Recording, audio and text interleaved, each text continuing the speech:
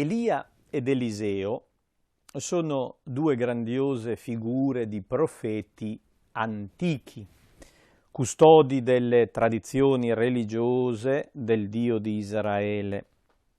Sono vissuti nell'800 avanti Cristo, in una epoca dove era molto forte il sincretismo con la religione cananea di Baal. Non erano gli unici rappresentanti delle tradizioni di Israele. I profeti, infatti, sono personaggi che intervengono nella storia politica a difesa delle tradizioni religiose. I racconti su Elia, su Eliseo e su altri profeti sono stati rielaborati nelle varie tradizioni teologiche del popolo di Israele e poi raccolte insieme nei libri della cosiddetta storia deuteronomista. Noi li troviamo nei libri dei re.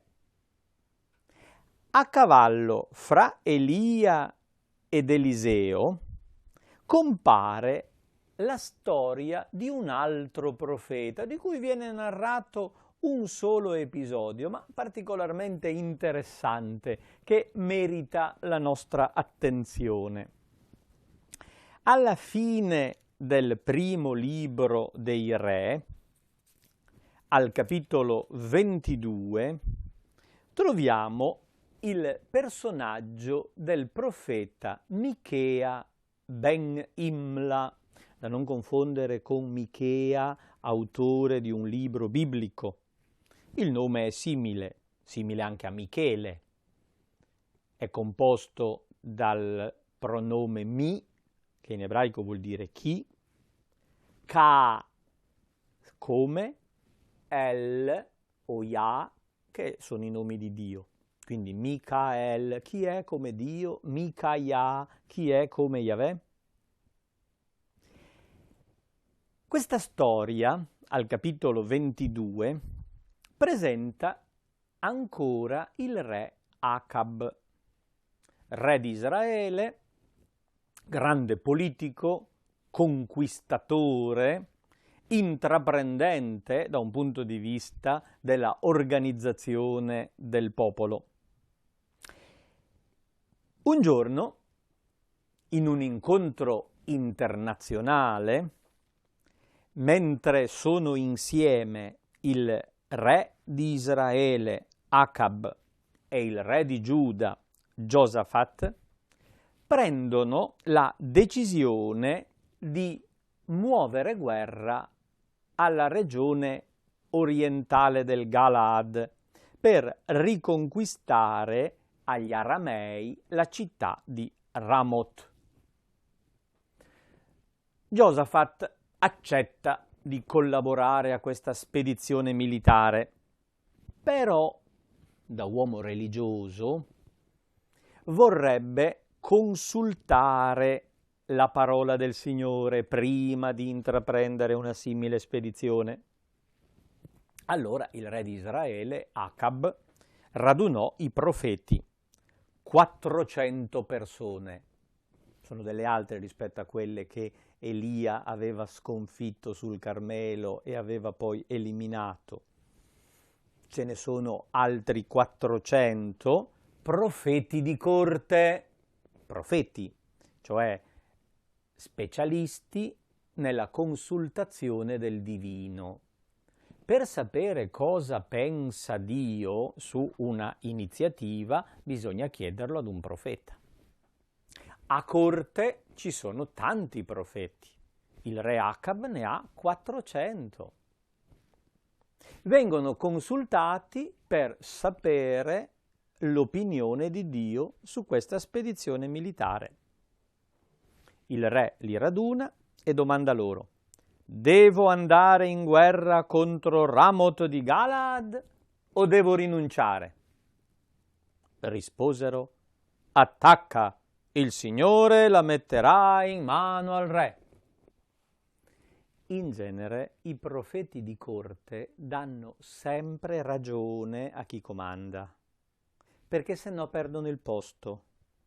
I profeti di corte sono l'emblema dei cortigiani leccapiedi, che danno a nome di Dio la garanzia al re che quello che il re fa va bene, è sempre voluto da Dio e benedetto dall'alto. Il re ha bisogno di questi cortigiani adulatori che gli diano ragione e che garantiscano la benedizione del cielo. Ma se uno è leggermente intelligente e aperto, capisce pure che questi 400 profeti sono allineati al regime e quindi è probabile che non siano del tutto attendibili. Giosafat se ne rende conto e chiede: non c'è qui ancora un profeta del Signore da consultare? Il re di Israele rispose a Giosafat: ce ne sarebbe ancora uno per consultare tramite lui il Signore, ma io lo detesto, perché non mi profetizza il bene, ma il male. Il re lo detesta perché non gli dà ragione, perché non gli dice che va bene quello che ha in testa lui. Acab si è messo in testa di andare a conquistare Ramoth di Galad. I profeti hanno capito benissimo che lui vuole andare, non si sognano minimamente di dire che è sconsigliabile. Il Signore vuole quello che il re vuole. Invece ce n'è ancora uno, si chiama Michea, figlio di Imla, che non gli dà ragione. E il re perciò lo detesta. È una faccenda molto comune che si ripete molte volte in molti ambienti. Giosafat disse: il re non parli così. È un altro re saggio che consiglia al suo collega re non essere prevenuto, non parlare così. Il re di Israele, chiamato un cortigiano, gli ordinò: convoca subito Michea, figlio di Imla. Va bene. Acab è disposto ad andare incontro al suo collega. Il re di Israele e Giosafat, re di Giuda, sedevano, ognuno sul suo trono, vestiti dei loro mantelli, nello spiazzo all'ingresso della porta di Samaria. Tutti i profeti profetizzavano davanti a loro.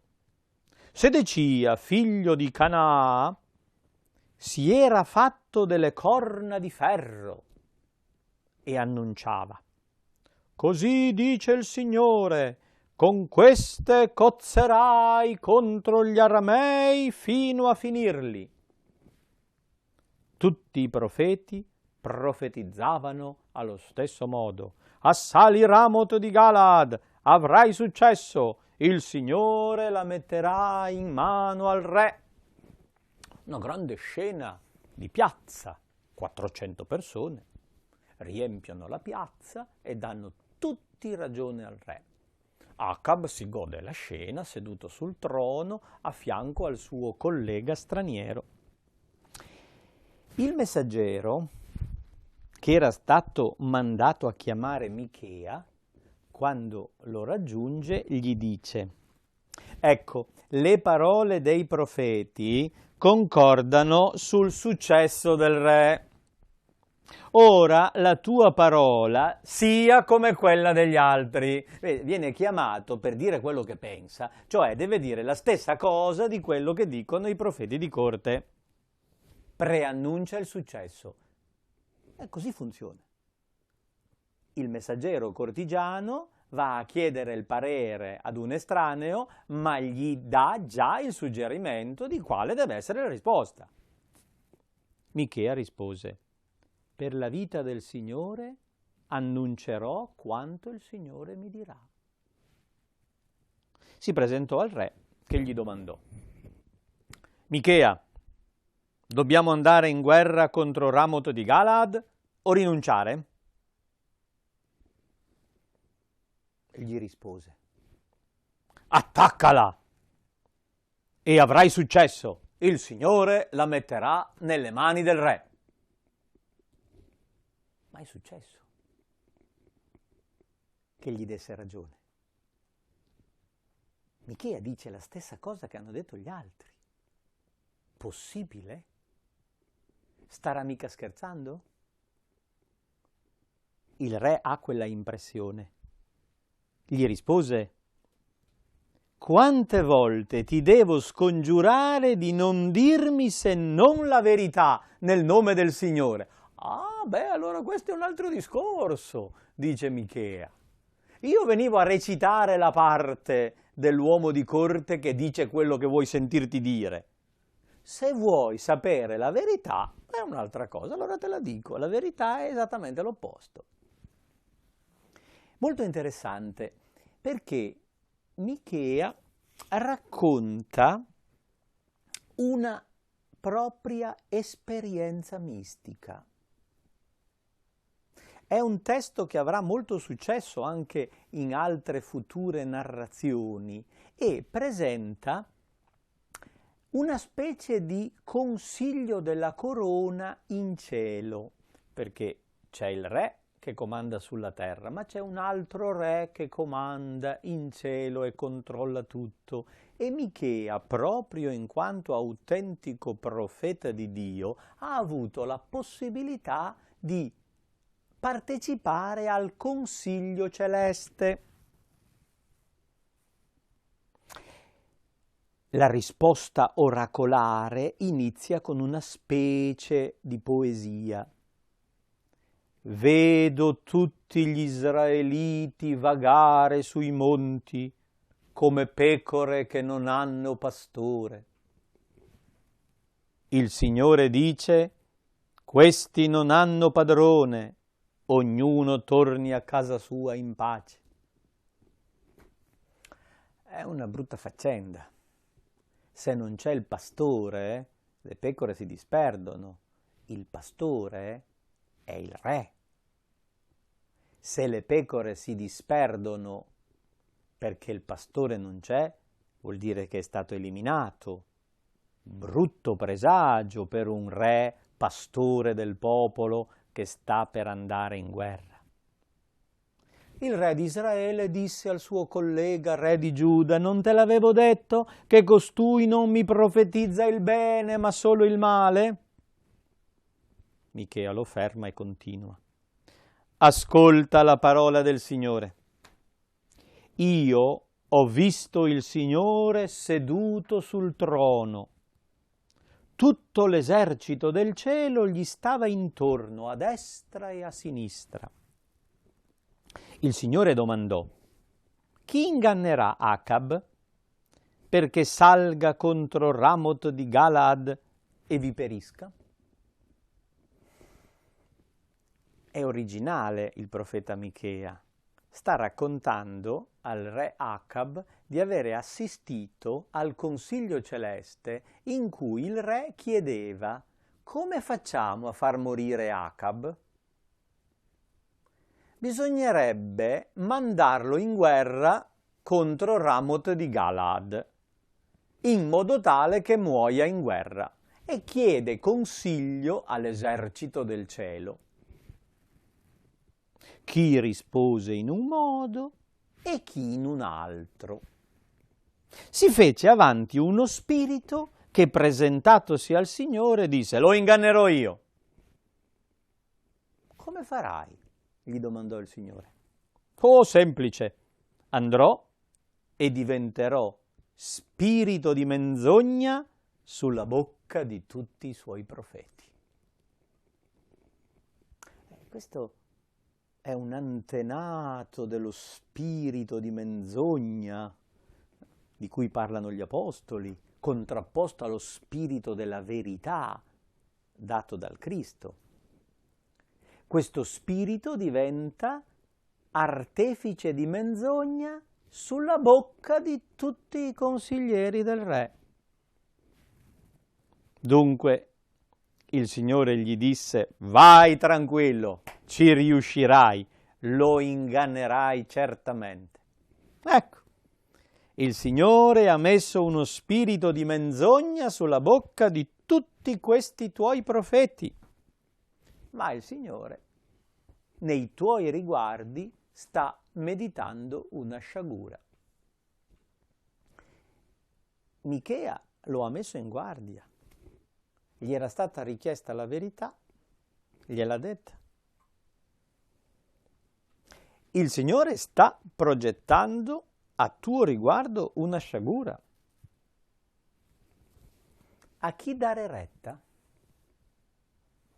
Ci sono 400 che gli dicono va bene così. Ce n'è uno che gli dice così non va bene. I profeti di corte gli hanno detto riuscirai, vincerai, andrà tutto bene. Uno solo gli dice ci lascerai la pelle. Ed è previsto, ed è prevedibile. Attento, perché ti lasci ingannare. È che il re ha voglia di fare quella guerra, ha voglia di conquistare quella città. Ha trovato l'alleato, aveva solo bisogno della forza ideologica degli uomini della religione che gli dessero la benedizione.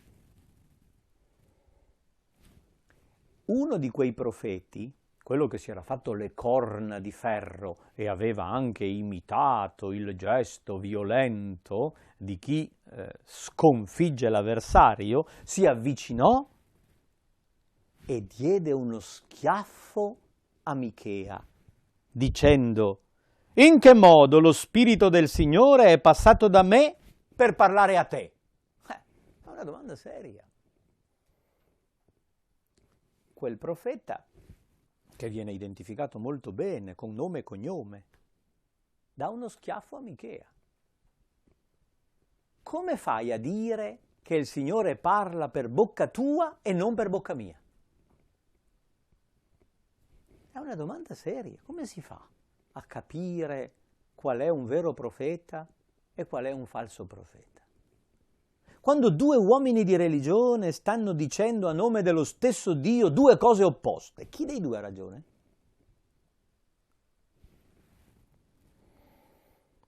Michea rispose: lo vedrai nel giorno in cui passerai di stanza in stanza per nasconderti. Te ne accorgerai quando sarà troppo tardi, quando ci saranno le conseguenze della scelta sbagliata.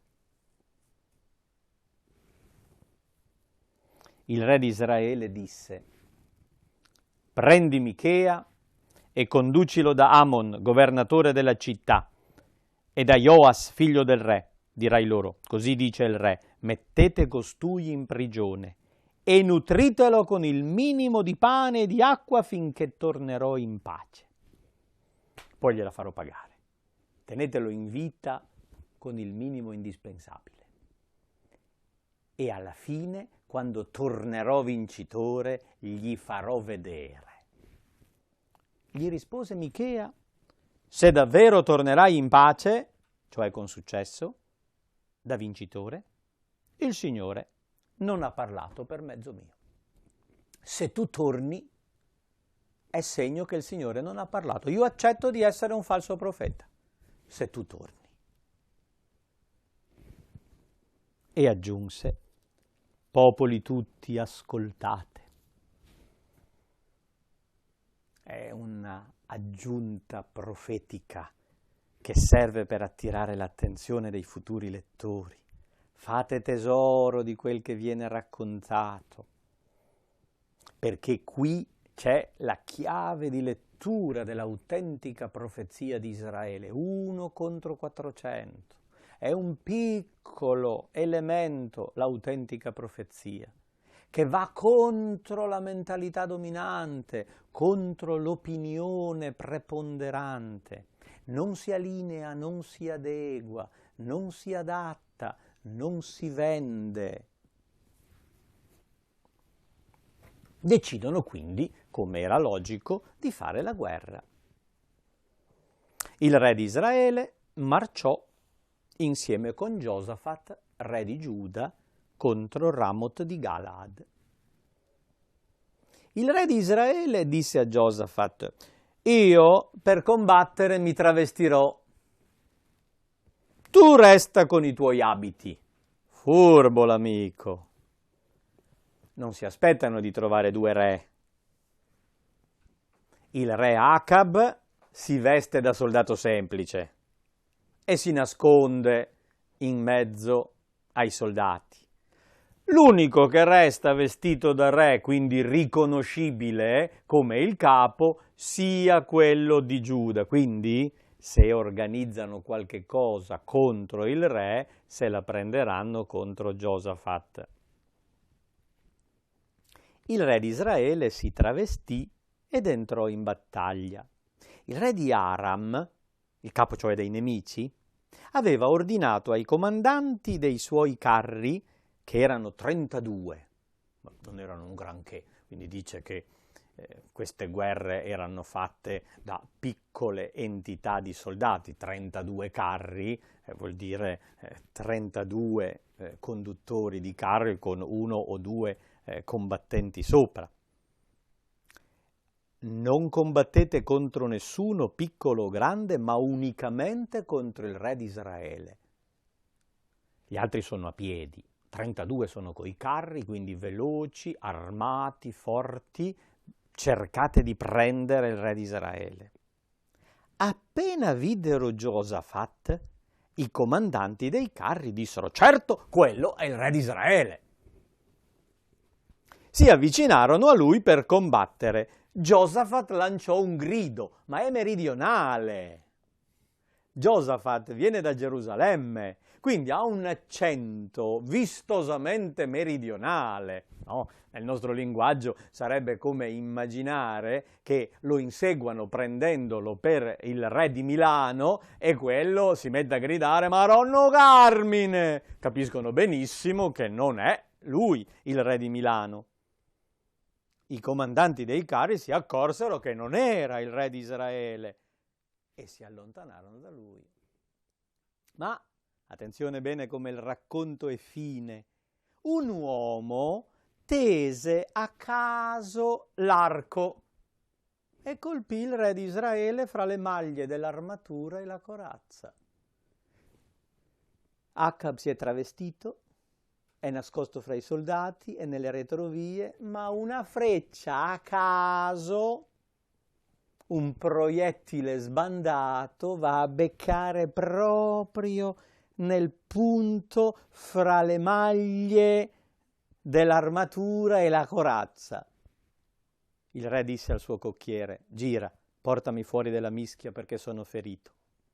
La battaglia infuriò in quel giorno. Il re stette sul suo carro di fronte agli aramei, alla sera morì. Il sangue della sua ferita era colato sul fondo del carro. Al tramonto questo grido si diffuse per l'accampamento: ognuno alla sua città e ognuno alla sua terra. Il re dunque morì. Giunsero a Samaria e seppellirono il re a Samaria. Il carro fu lavato nella piscina di Samaria. I cani leccarono il suo sangue e le prostitute vi si bagnarono, secondo la parola pronunciata dal Signore per mezzo del profeta Elia, il grande nemico di Acab. Gliel'aveva detto. Adesso si compie. E Michea aveva ragione. Acab se l'è cercata. Ha fatto di testa sua con prepotenza, ma era organizzato. Poteva salvarsi se avesse ascoltato i profeti.